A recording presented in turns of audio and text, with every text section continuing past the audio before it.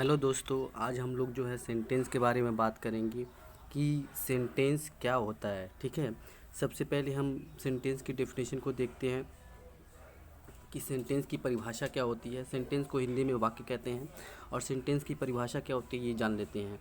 A sentence is a group of word which makes a complete sense. It means शब्दों का, ठीक है, शब्दों का ऐसा समूह जिसका कोई अर्थ हो, उसे हम क्या कहते हैं, सेंटेंस यानी कि वाक्य कहते हैं। ठीक है, जैसे यहाँ पर कुछ उदाहरण दिए गए हैं।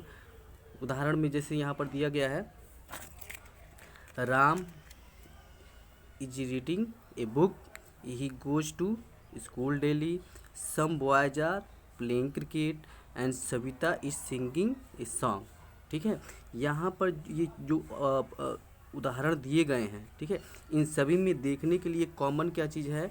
इसमें कॉमन ये है कि जो ये शब्द है he, goes, goes to, school, daily, ये सारे के सारे शब्द हैं और ये शब्द मिल करके बनाते हैं हमारा समूह। ठीक है, ये एक क्या बना दे रहे हैं, समूह बना रहे हैं। और कहा भी गया है कि शब्दों का समूह, और ये दूसरी बात क्या है कि ये शब्दों के समूह के साथ साथ पूरा एक सेंस भी दे रहा है।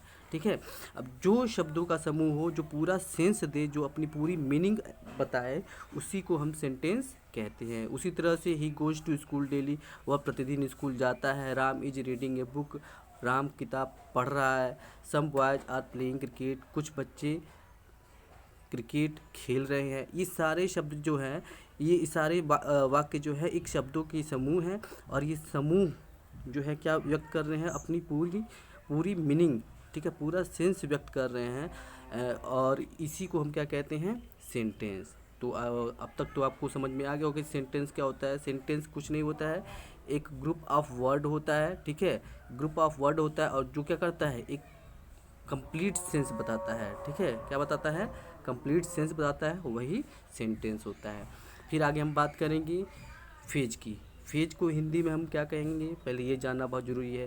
जैसे सेंटेंस को हम हिंदी में कहते हैं वाक्य, उसी तरह से फेज को हिंदी में कहते हैं वाक्यांश, यानी कि वाक्य का अंश। ठीक है, यानी डिफिनेशन अगर देखा जाए फेज का, तो एक group of word having incomplete sense is called phase. मतलब क्या है, जिस तरह से सेंटेंस था, सेंटेंस में क्या था कि कंप्लीट सेंस कर रहा, सेंस एक्सप्रेस करता है। ठीक है, कंप्लीट सेंस बनाता है, लेकिन इसमें क्या है, इनकम्प्लीट सेंस बता रहा है। इनकम्प्लीट सेंस मतलब कि पूरा सेंस एक्सप्रेस नहीं करता है, आधा ही एक्सप्रेस करता है, आधा ही बनाता है।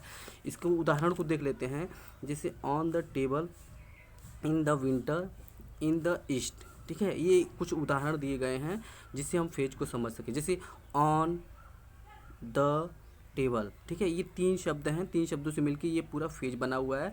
और ये भी एक शब्दों का समूह है। जिस तरह से उस सेंटेंस में एक ग्रुप ऑफ वर्ड था, उसी तरह से इसमें भी ग्रुप ऑफ वर्ड है। दोनों में समानता एक ही है, लेकिन डिफरेंट क्या है, उसमें कंप्लीट सेंस बताता है और इसमें इनकम्प्लीट सेंस बताता है। तो ऑन द टेबल ये क्या कर रहा है, ये पूरा सेंस नहीं बता रहा है, ये आधा सेंस बता रहा है, इनकम्प्लीट सेंस बता रहा है। तो ऐसे शब्द क्या हो जाते हैं हमारे, ऐसे शब्दों का समूह क्या हो जाता है, ऐसे शब्दों का समूह हो जाता है फेज।